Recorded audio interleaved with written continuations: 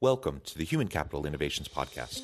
We're your source for personal, professional, and organizational growth and development, where we share original research, explore industry trends, and interview executives and thought leaders from across the globe. We hope you join us often for practitioner-oriented content around all things related to leadership, HR, talent management, organizational development, and change management. Maximize your personal and organizational potential with Human Capital Innovations Podcast.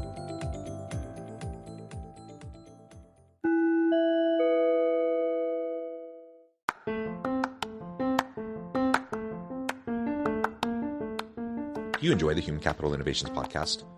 Enjoy ad-free listening by going to the Patreon page, and please consider contributing even at the producer or sponsorship level. And please leave a review. Thank you for your support.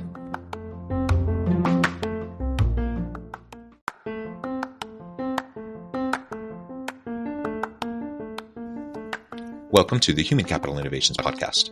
In this HCI Podcast episode, I talk with Dr. Justin Graham about adopting lean principles and agile thinking in your organization.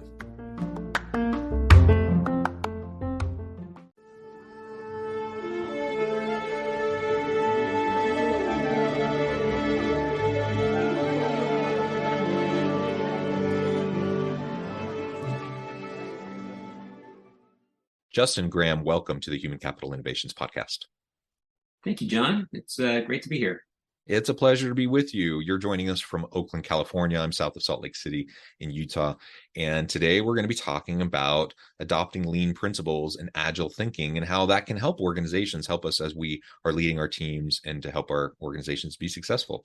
As we get started, I wanted to share Justin's bio with everybody. Justin Graham is a chief medical officer with over 20 years experience leading clinical direction and implementation solutions that improve how patients interact with healthcare systems. He is passionate about creating digital tools and new delivery models that reduce inefficiencies, improve quality, and achieve better outcomes. As a recognized expert in product strategies and scrappy creativity, he designs and delivers early-stage digital health projects from idea to execution. He builds and leads high-performing teams and clinical activities with budgets of up to $40 million. What a tremendous background. I always love it when I get to have these conversations with leaders from a variety of different industries, and you may be my first chief medical officer that I've interviewed, so this is a pleasure. Anything else you would like to share with me or my listeners by way of your background before we dive on in? Just that it's a thrill to be here. I don't often get to talk to people who are focused on leadership, and so it's a treat for me as well. And I'm excited to talk more about my background and how I've brought lean thinking into everything I do. Yeah, cool. And I think by now, lean and agile are terms that people have heard a lot. You know, you go back in time 10 years and maybe that was not as common. Now I think most people hear it a lot. I'm not so sure people actually know really what it means, though. So maybe we can start there and you can define for us what you mean by lean and agile. And then we can start to talk about what that means in the healthcare space and what you've done with your teams and your organization. Yeah, of course. So there's a long history to lean and the whole lean movement, and agile goes way back to Toyota production systems in the you can go back to I think the 50s, 60s, and 70s, but sort of became more mature in the 80s. And John, let me just preface this by saying I am by no means a lean expert. There are many people who are just immersed in the world of agile and lean who could walk circles around me. So this is just a taste of the background of this movement for your listeners to then go off and learn more and to pique their interest. But I don't want to misrepresent myself as the world's biggest lean expert, but I've been a student of it for well over a decade and have tried to incorporate some of the principles into my career, into my life. The origination, as I said, was in manufacturing in Toyota production systems, where they had a completely innovative approach to how to large projects, where they thought more about self-organizing teams, relentless focus on the customer, elimination of waste, and trying to and empowering the worker and the folks essentially on the factory floor to be able to make decisions and pull the andon cord, as they say, to stop production line. The famous anecdote is that if you pulled the stop cord on the Ford production line, it was Ford versus Toyota at that time, because you thought there was a problem with the assembly line, you get docked on your pay because they thought that you'd never make your quota. If you pulled the stop cord, the andon cord, and Toyota production line because you found a defect, you were celebrated because you stopped a whole bunch of faulty vehicles from getting out to the public. And so it was a completely different mindset.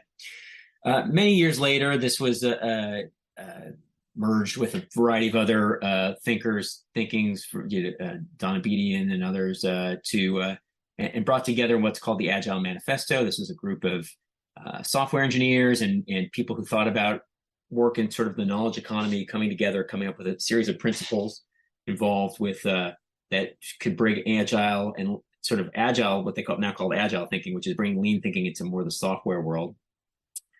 And from there, there's been this, it's almost like a tree that's branched out about multiple different ways to bring this kind of thinking through different processes into organizations. And in some cases, it's pure lean. In some places, it's using tools like Kanban, the Scrum methodology that so many programmers use and so many product developers use comes from this as well. And as well as other sort of more unique niche methodologies like extreme programming. So that's the sort of the brief overview. There's a lot more available on the web if people want to really dig into the details, but that's the genesis. Yeah, thank you. It's helpful, I think, to just have a common shared understanding of where we're starting the conversation from. And like I said, I think a lot of people use the terms, but don't necessarily really know what they're talking about. And I'm not one to be like I don't want to get caught up in semantics, and I don't want to like be arguing terminology or anything like that with anybody, because I think that's not productive. But it is just helpful to know where we're starting from. So as we talk about adopting lean principles and agile thinking within our teams, within our organizations, what's the most common way that's played out for you over the last decade as you've been in your positions of influence, as you're trying to deliver great products to the market? Yeah, well, I'll tell you about my personal epiphany as a leader in this area when I began to start to think differently. This was when I was helping lead a health system here. It was on the leadership team for managing the information technology projects for clinical use at this health system, is the role of chief medical information officer. And I come from previous roles. I've been in consulting, and I set up, I felt like our projects weren't going as well as they could, our IT projects. And so I set up a project management office, which is so common everywhere, and brought in some certified project managers who did what they are trained to do for big projects, which is set up a big plan and what's called a waterfall chart, where you look at the chart, there's bars on the chart, and we start today here in August, and that means on October 1, we have to start, phase 1 of the project. And on December 1, we'll hire the next person. And on January 1, we'll be launching live. And, the typical chart, also called a Gantt chart, where we just can predict out the future with exact precision of exactly how this project is going to go and exactly how we're going to work on things. And these were projects where there was an awful lot of uncertainty, things we had never done before, working with physicians who were, sort of ambivalent about implementing some of this technology, working with a health system that had a lot of other priorities. And what I found after banging my head against the wall with this project management team for some period of time was that we never once finished a project on time, on our schedule. And we never once failed to have to make changes in the middle. And we often got to the end not even anywhere close to what we had predicted. And we had spent a lot of time predicting.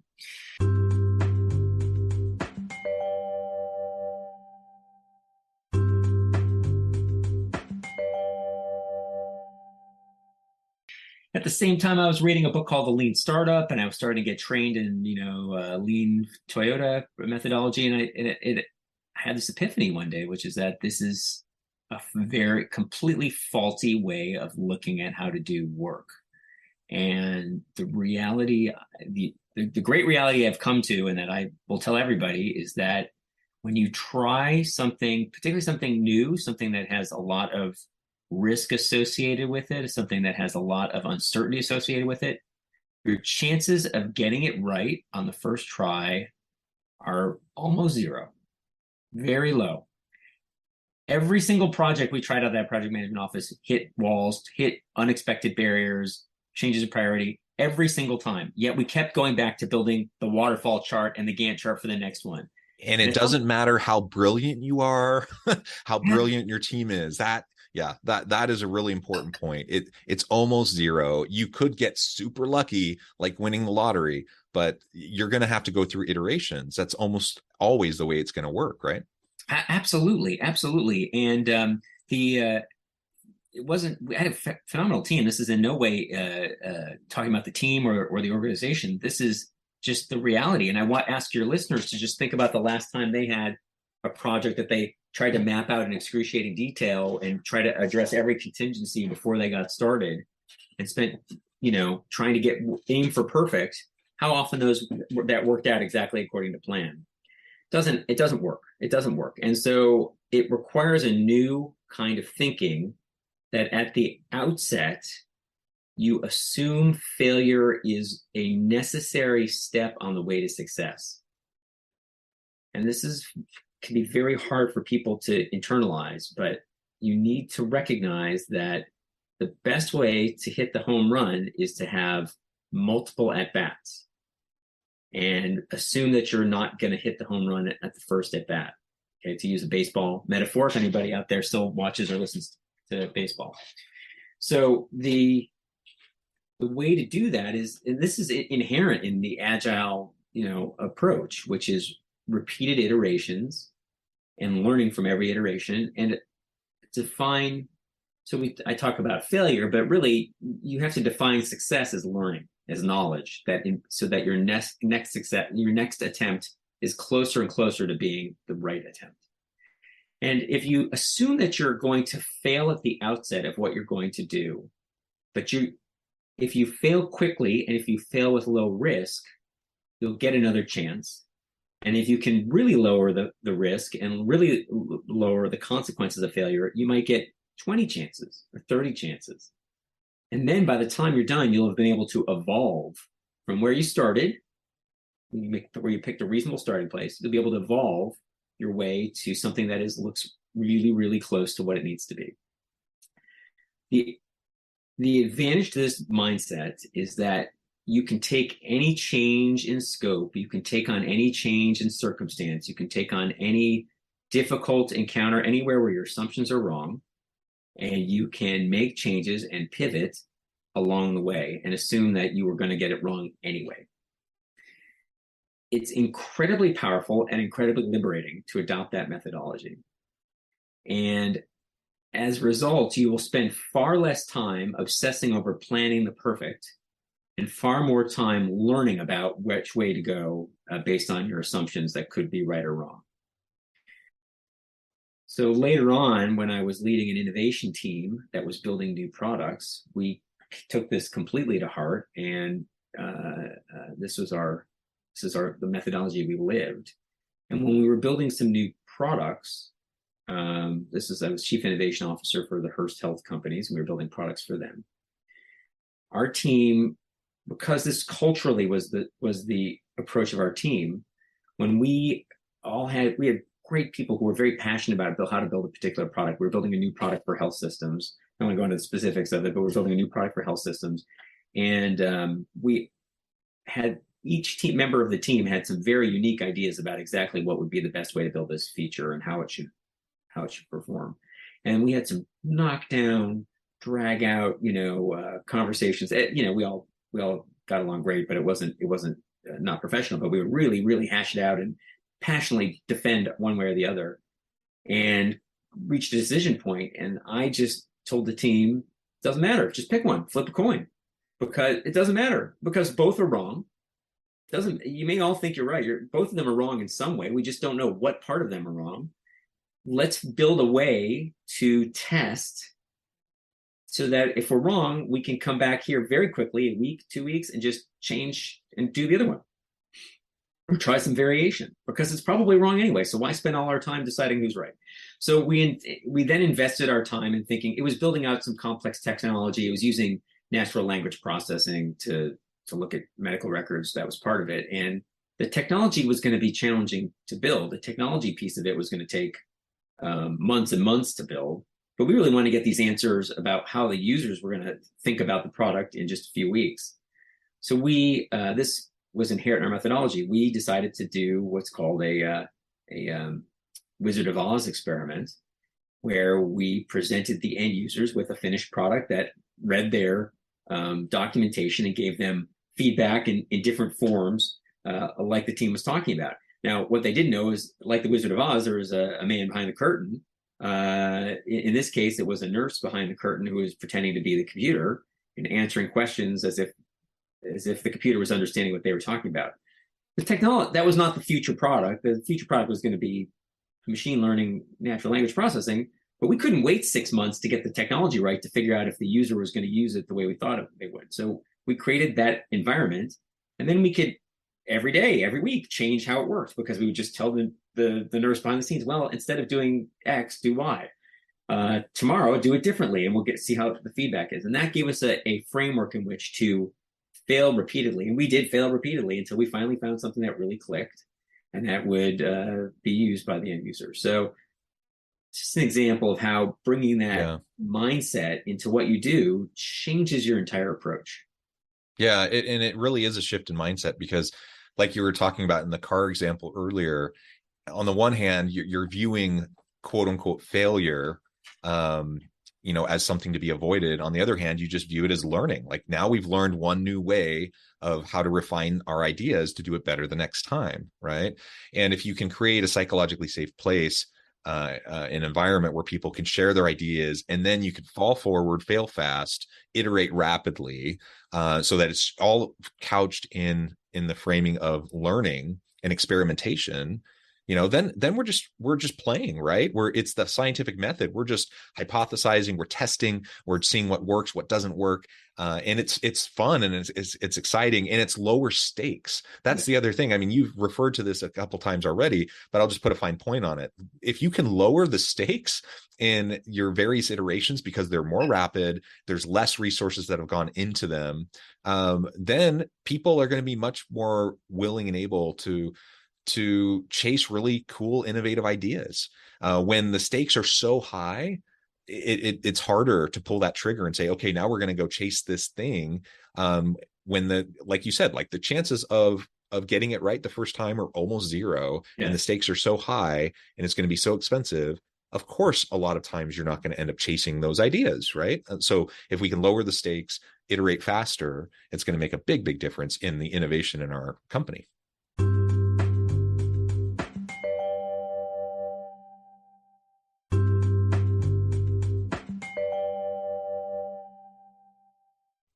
That you're so right. Just imagine if the cost of failure was zero, you could fail and it would have no effect. No one would notice, no one would care, wouldn't cost any money, would cost barely any time. You try a million different things and see which ones stuck. And then the ones that stuck, you spend more time on it and do over and over again. But if you put all your eggs in one basket, if you have to do it perfect the first time out, boy, you better you better hope the world doesn't change. And the world changes every minute, every day. So it's really, it's really intuitive once you step back and sort of get yourself out of the mindset that we've all been in, or many people have been in forever. You start to think about all of your history, and you touched on something that really appealed to me when I started to learn about this, which is that it adopts the scientific method. I'm a physician. I've trained as a scientist. I've trained in science, and this idea that you have a hypothesis, and then you come up with an experiment to test your hypothesis.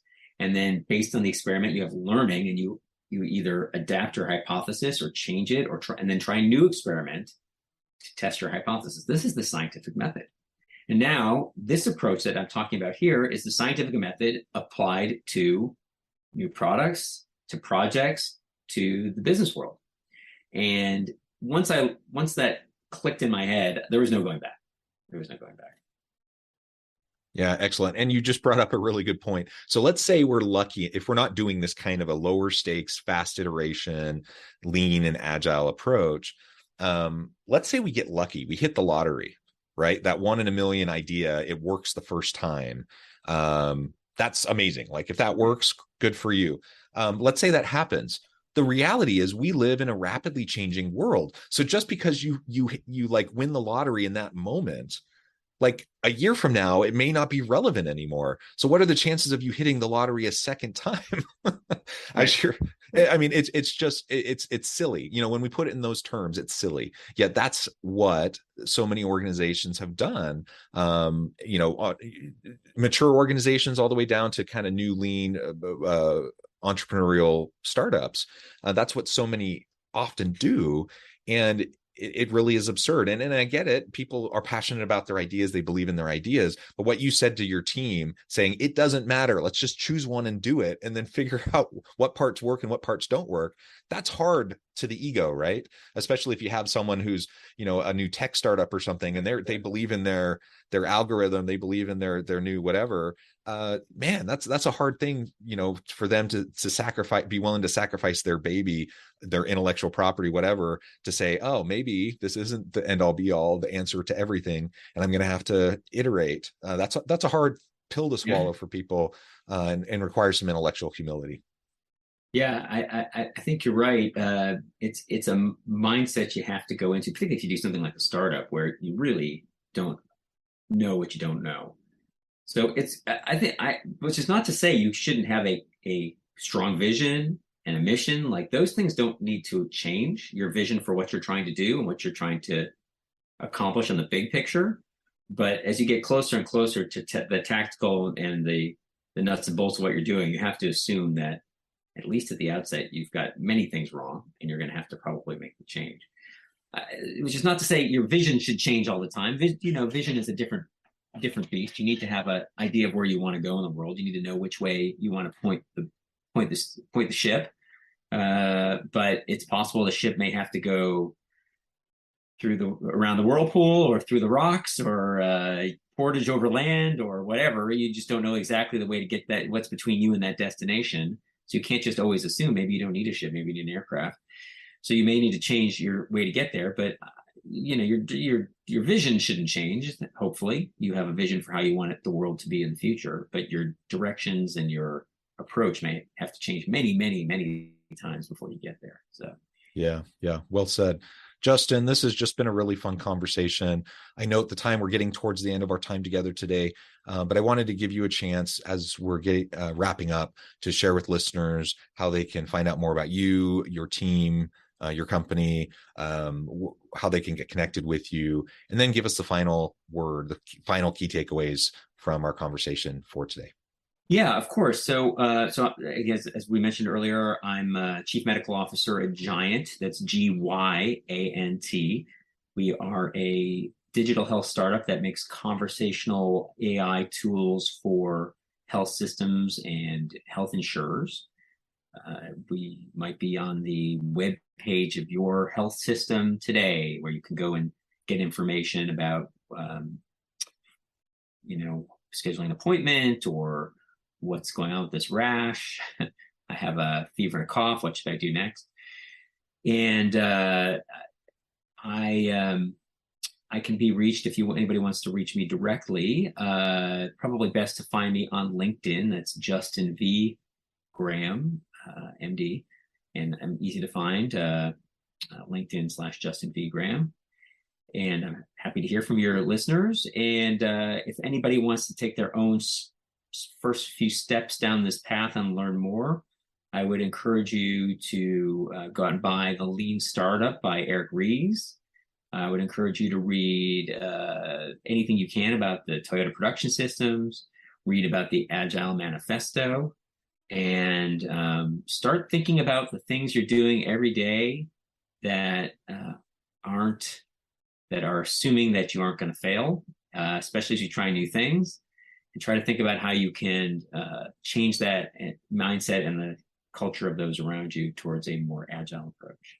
I love it. Thank you, Justin. This has just been a fun conversation. I encourage listeners to reach out, get connected, find out more about what Justin and his team can do for you. And as always, I hope everyone can stay healthy and safe, that you can find meaning and purpose at work each and every day. And I hope you all have a great week.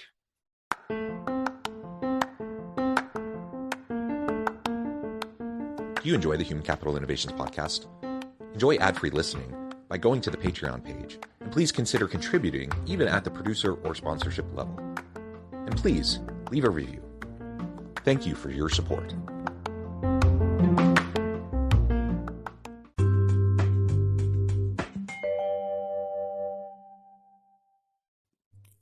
Thanks again for joining us for this episode of the Human Capital Innovations podcast. I hope you stay healthy and safe and that you have a great week.